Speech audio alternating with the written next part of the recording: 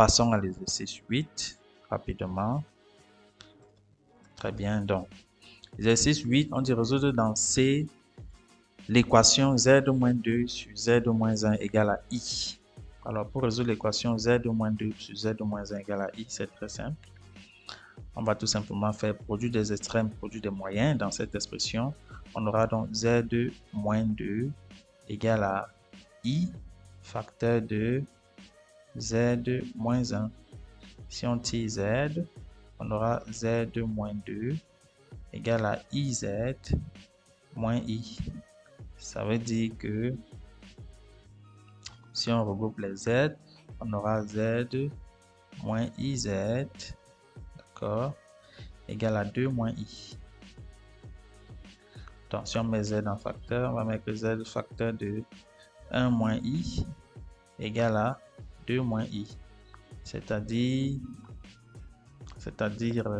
que z est égal à 2 moins i sur 1 moins i. Alors, on va conjuguer ça, on va dire 2 moins i facteur de 1 plus i,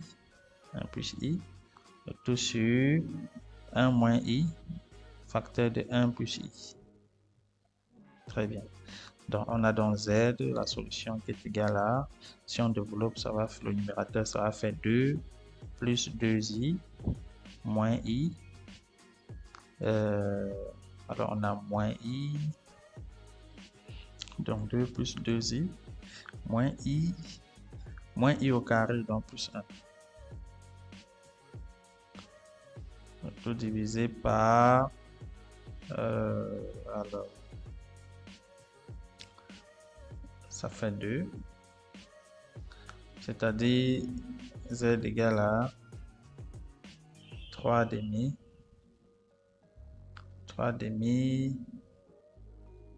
plus 1 demi de i.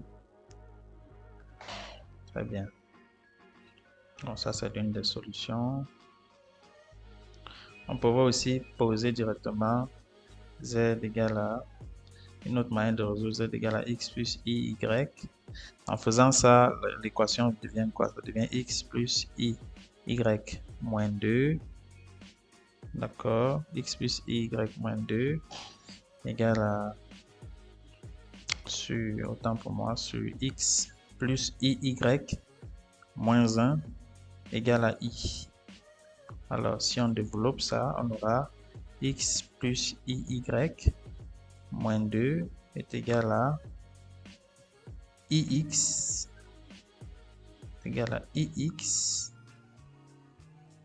moins i carré plus i carré y, donc moins y moins i. D'accord?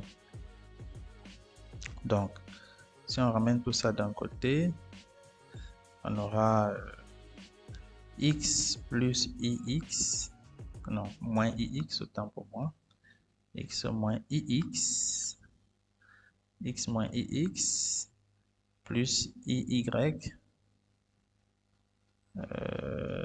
plus y,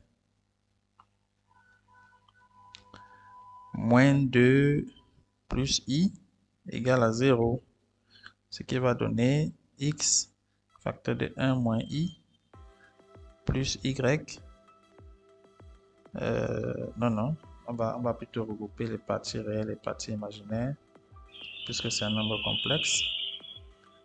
On aura donc x plus y moins 2, ensuite plus i facteur de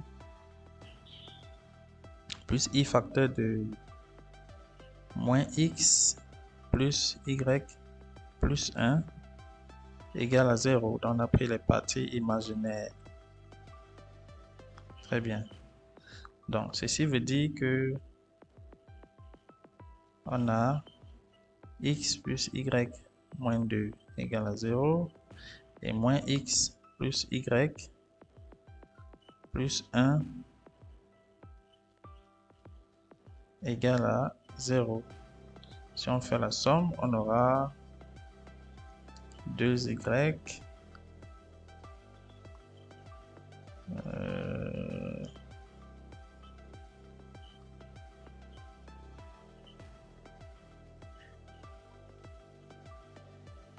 2y moins 1 égale à 0, c'est-à-dire y égale à 1 demi. Y égale à 1 demi. Si y égale à 1 demi, lorsqu'on va remplacer, qu'est-ce qu'on obtient?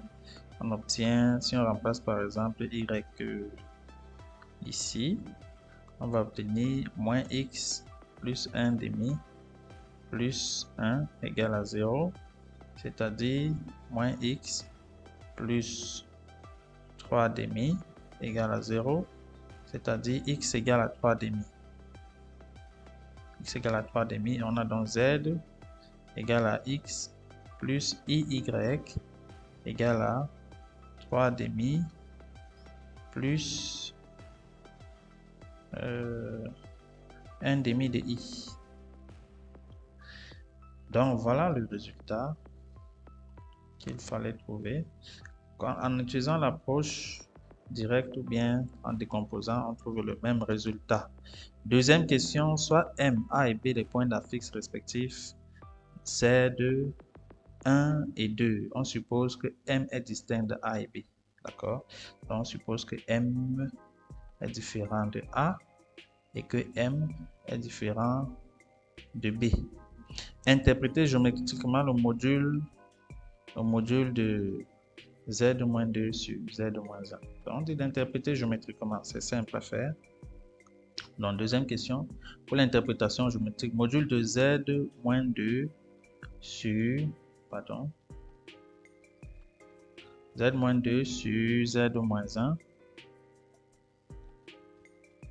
est égal à module de Zm moins Z. Alors, 2, c'était la fixe du point B. Donc, Zm moins Zb sur Zm moins Za, ce qui est égal à Bm sur Am. Donc, voilà l'interprétation géométrique du module. Donc, on va dire que le module de Z-2 sur Z-1 est le ratio de la distance entre le point Bm et le point Am. Maintenant, l'argument de Z-2 sur Z-1 est égal à l'argument de Zm moins Zb sur Zm moins Za. Ceci n'est rien d'autre que la mesure de l'angle orienté AM BM. BM, autant pour moi. AMBM. Très bien. Mesure de l'angle orienté AMBM. Voilà l'interprétation géométrique. Ensuite, on dit retrouver les résultats de la première question. Donc, on dit de retrouver le résultat de la première question. Donc, la première question, c'était de résoudre l'équation Z. Bon, je vais rappeler ça ici. C'était résoudre l'équation Z moins 2 sur Z moins 1 égale à I. C'était ça la première question. On dit de retrouver dans la solution qu'on a trouvée précédemment là en utilisant les expressions géométriques. Donc, quand on écrit Z-2 sur Z-1 égale à I, qu'est-ce que ça veut dire? Ça veut dire d'abord que le module de Z-2 sur Z-1 est égal au module de I, n'est-ce pas? Et que l'argument de Z-2 sur Z-1 est égal à argument de I. Alors, module de I, c'est 1 et argument de I, c'est pi sur 2. D'accord? Donc, si on réécrit ça bien, qu'est-ce qu'on obtient? Cette écriture veut encore dire que Alors, le module de Z-2 sur Z-1, c'était la distance de BM sur AM, n'est-ce pas? On dit que distance de BM à AM égale à 1. Et argument, c'était mesure de l'angle orienté AMBM. AMBM.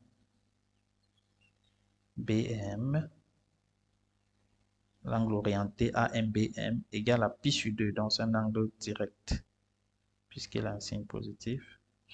Donc, égal à pi sur 2. Alors, qu'est-ce que ceci veut dire? Ceci veut dire que BM égale à AM. C'est la première des choses. L'autre chose, c'est que la mesure entre AM et BM égale à pi sur 2. Donc, maintenant, comment on fait pour trouver le résultat? On va dire d'abord premièrement que ceci veut dire que M appartient à quoi? Quel est l'ensemble des points M qui sont équidistants de A et B? Ce sont les points qui sont sur la médiatrice du segment AB. Donc, M appartient à la médiatrice du segment AB.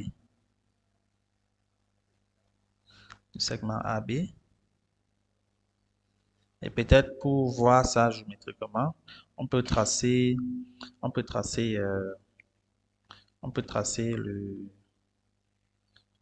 comment je vais dire ça, le plan complexe. On va tracer le plan complexe. Donc, on trace l'axe des réels. C'est l'axe des réels. Après, on trace l'axe des imaginaires purs. Où est l'angle là? Ouais. 90 degrés. On trace l'axe des imaginaires purs. C'est là. Donc, on peut graduer. On va graduer ça. Donc, supposons que ça c'est 1, 2, 3. Là c'est 1, 2. Alors, A est le point d'affixe 1. Donc, voici le point A ici. Sur le point A, B sur le point d'affixe 2.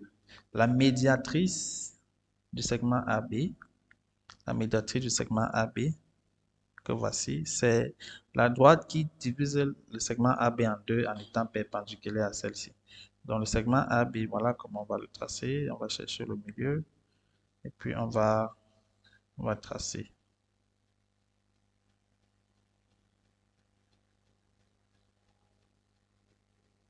On va la médiatrice du segment AB. On sait que le point M est quelque part sur cette droite. Ça, c'est la première des choses. La deuxième des choses, c'est que on sait que l'angle entre AM et BM égale à pi sur 2.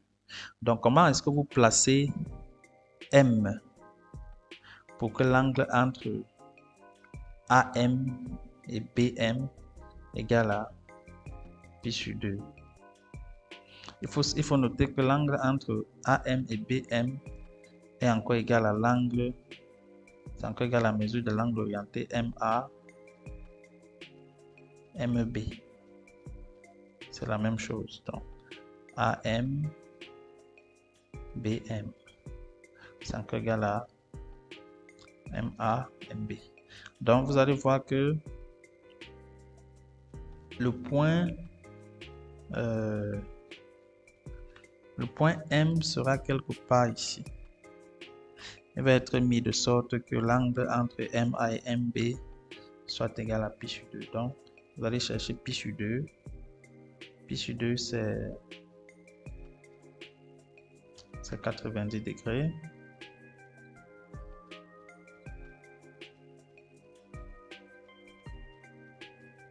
Ok.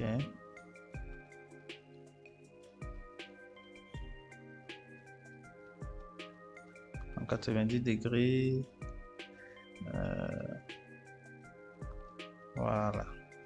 Je vais vous expliquer pourquoi. Voici le lieu où on va retrouver le point M ici. On va trouver le point M ici. Tout simplement pourquoi? Parce que pour avoir 90 degrés,